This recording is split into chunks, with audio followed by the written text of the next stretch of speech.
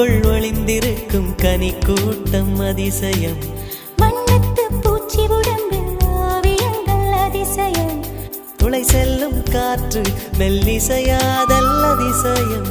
குருநாதன் இல்லாத குயில் பாட்டு அதிசயம். அதிசயமே அசந்து போகும் நீ எந்த அதிசயம்.